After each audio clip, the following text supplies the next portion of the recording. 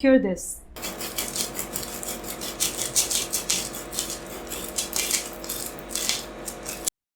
Hey guys, what is going on? Welcome back to my channel, and today I am showing you how you can learn to make this delicious artisan sourdough bread in your very home without using any cast iron equipment like the Dutch oven. And we will also be making this using all-purpose flour and whole wheat flour. The first process in making the sourdough bread is Ortoli, where we just mix our flour and water and knead it into a dough and let it rest for about an hour. Here I have some all-purpose flour and whole wheat flour. The quantities are all down in the description box below, so check that out, and you can also get the full information on my website. To this I have added just warm water. Now lukewarm is basically when you dip your finger in the water very comfortably without flinching or without feeling any kind of discomfort. So you combine your flours and your water together. You will not be adding anything else at this point. You will just bring the flour and water together. It's going to be extremely sticky, but that's the whole point. We just want the flour and water to rest. So here I have a damp cloth and I'm just covering the dough with this cloth so that it doesn't dry out. And now I'll leave it to Ortoli's in a dark warm place for 1 hour. After 1 hour, we'll start working with our sourdough starter. Now there is an entire video that I have made on how you can make your own sourdough starter. It's super straightforward and simple and nothing to be intimidated with. So feed your starter 12 hours before you want to start making your bread. And now I'm just going to measure out 80 grams of my sourdough starter. Again, all the quantities down in the description box below. So I am going to add that sourdough starter and gently massage the starter into the dough. I want the dough to be completely mixed up with the starter because this is the starter, or which is also known as wild yeast, along with other bacteria, which is going to give our bread that beautiful rise and a deliciously crunchy crust, the elusive crust that we all associate sourdough breads with. So now I'm just going to take the dough and sort of fold it into the sourdough starter so that the sourdough starter mixes very well with the rest of the dough. This process usually takes about 3 to 4 minutes because you want to be very good with this. You also don't want to overwork it. Again, it's going to be pretty sticky at this point, but not to worry, it's all going to get better as it rests. Now this is what I'm going to do. I'm just going to take the 4 ends of this dough and just sort of place it over each other. We are not doing anything more. We are not kneading, we are not stretching. We're just folding the dough into itself so that the starter mixes well with the dough. Now again, I'll cover it with a damp cloth so that nothing dries out, and rest it in a warm dark place for 1 hour. And after an hour now, we will start working on the stretch and folds. But before we do that, we want to season our dough with some salt. So 1 hour later, I'll take the cloth away and I'll add some sea salt. I do not like to use table salt for this. Sea salt just works better, not just for this, in any other recipe really. So I'm going to add the salt, and using my fingers, I'm just going to press the salt into the dough, and then again I'm just going to fold the dough over itself.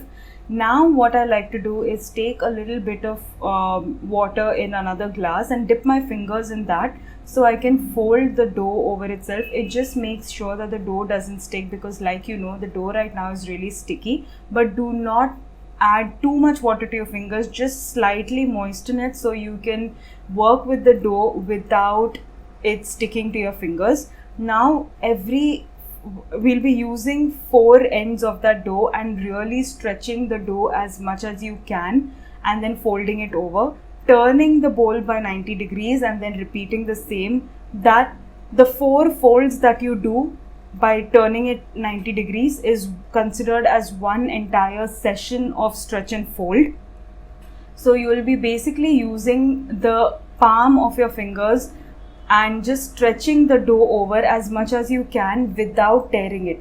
The second you feel that you're getting some kind of resistance and the dough is not stretching more, just stop and fold it over. Turn your bowl 90 degrees, and this will happen 4 times. And now you're just going to scoop the dough with your fingers and then flip it over. And then once you do that, you will rest the dough after covering it with a damp cloth for 30 minutes.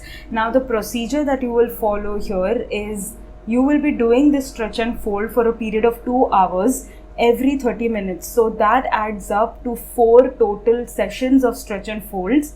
And in each session itself, you fold or you stretch and fold the dough 4 times. So I hope this is very clear to you. Every session has 4 stretch and folds, and there will be 4 sessions of these stretch and folds spread out over a period of 2 hours every 30 minutes. Now, just to save you some time, this is the final stretch and fold that we are doing. This is at the end of the second hour. So look at how much difference this has made to the dough.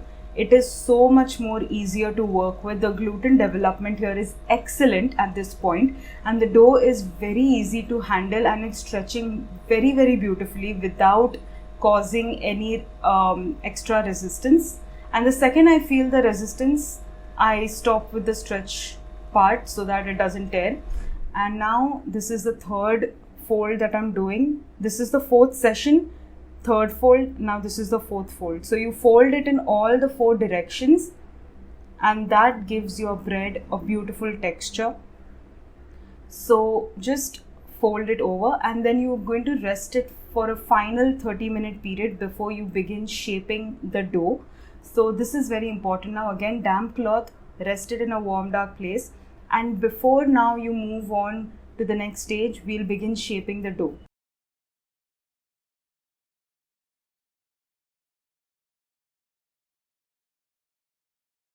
Let the just loosen the dough up slightly in the bowl, and then let it drop on its own.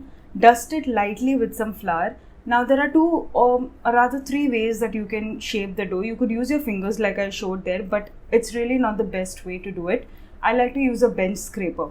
Now if you don't have a bench scraper, use a metal spatula. It works the same way because it's flat, and it helps scrape the dough from the bottom and get it to the top. So basically that's the motion you're going to follow, a sort of 90-degree twist to the dough, and get the bottom to the top, bottom to the top.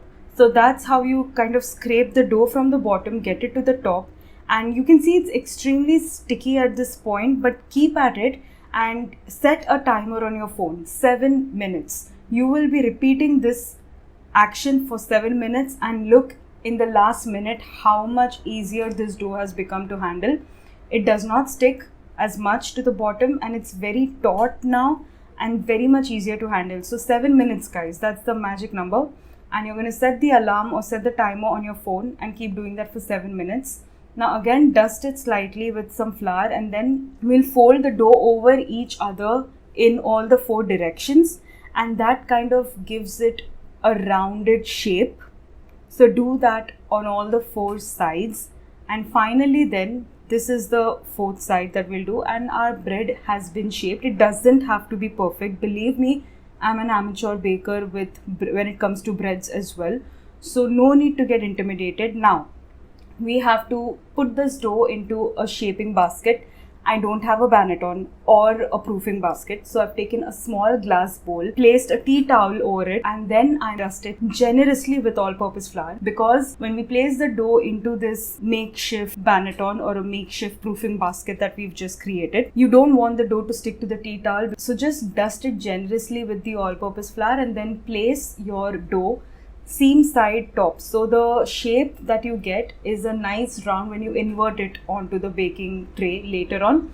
So once you do that, also the seam side up, cover the seam, pinch the seams together so nothing spreads open in the oven as it bakes.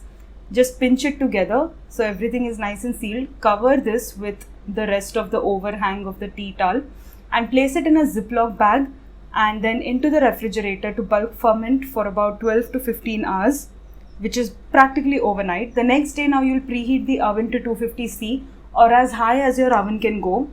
Along with that, you will also be preheating this vessel or this utensil, which is a flat baking tray and a big metal pot. You don't have to use cast iron, it's fine. You're going to dust the base of this tray generously with some semolina so nothing sticks. I will now invert the dough that has been in the fridge. So it comes straight from the fridge onto this hot baking tray. Use kitchen towels to shuffle the tray and get the dough or the bread dough right in the center, and then use a blade to score the surface. I like to go right in at a 45-degree angle, and half of your blade should be immersed or inserted right into the dough. That's how deep the cut should be for the bread to get a nice shape. And you can do whatever shape you want. This is basically all. I wanted to keep it simple. Now we'll cover it with that hot metal pot which was preheating. So both these contraptions were preheating in the oven. Very important, everything has to be super hot. So we will now bake this in the oven at 250 degrees Celsius covered for 20 minutes. Then you will take this pot off and bake it uncovered for another 20 minutes. This is what the bread looks like after it's out of the oven. Let it cool down to room temperature, which is about 2 to 3 hours for me. It could take longer for you. Do not be in a rush. Guys, this is so important. Please do not rush. Let it take its time to cool down to room temperature before slicing into it. And now the moment of truth. Turn up that volume because you do not want to miss this.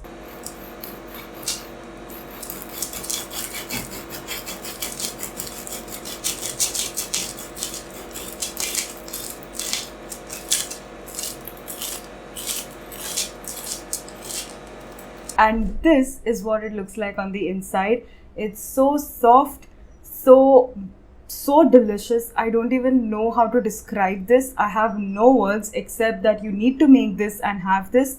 I like to have it like this. Just slather it with obscene amounts of butter and then top it with some sugar. Another way that you can have this is actually toast this on the stove, on a pan, on a skillet with a lot of butter or ghee, and then just have it with whatever you want. Dip it in soups, make a sandwich out of it. I mean, just look at how beautiful this bread is. So addictive. It did not last a day in my home. I'm just going to dive right in because I can barely contain myself. So guys, this was my artisan sourdough bread at home without using any cast iron Dutch oven and made with all-purpose flour. If you enjoyed this video, then subscribe to my channel and hit the bell icon so you're notified every time I post a new video. And also please like this video and share it with your friends. And I hope you make this. Until I see you again next time, goodbye and happy baking.